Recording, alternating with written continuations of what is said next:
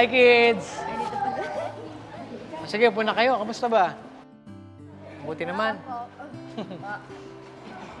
Sige, start na tayo, ha? May tanong ako sa inyo. Sino ba sa inyong nakaranas na mahulog sa bangko, sa hagdan, o sa anumang matataas na lugar? Ako po maraming beses na kasi may hagdan po kami sa bahay. Kahit po may hagdan po kami, di naman po kami nahuhulog. Bakit kaya itong si Bensi maraming beses niya nang naranasang mahulog? Ito naman sila Lian, hindi niya pa naranasang mahulog sa hagdan. Baka careless po si Bensi. Hindi po siguro siya humahawak kapag bababa o aakyat man po sa hagdan. Tama, Sid. Maaaring ang ganon. Tama ba, Bensi? Tama po Kuya Eric. Madalas din po kapag naglalaro at naghahabulan. At kapag may laruan sa hagdanan na hindi nailigpit, ayun.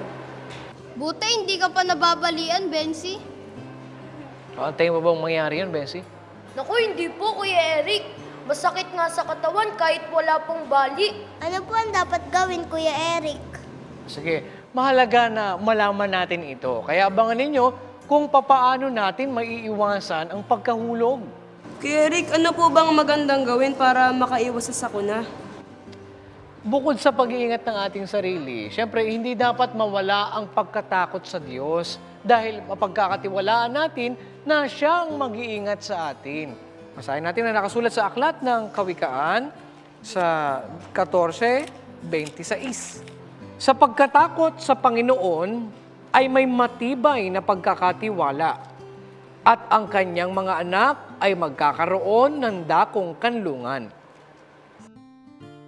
Salamat po sa Diyos dahil naturuan po kami ng pagkatakot sa Diyos. At yan ang pagsunod sa kanyang mga utos. At yan ang ating verse of the day.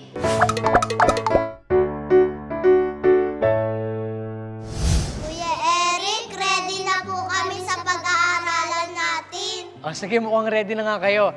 Maya-maya lang, abangan ninyo at malalaman natin yung mga dapat nating gawin to avoid falls. At yan ay sa pagbabalik ng KNC Show!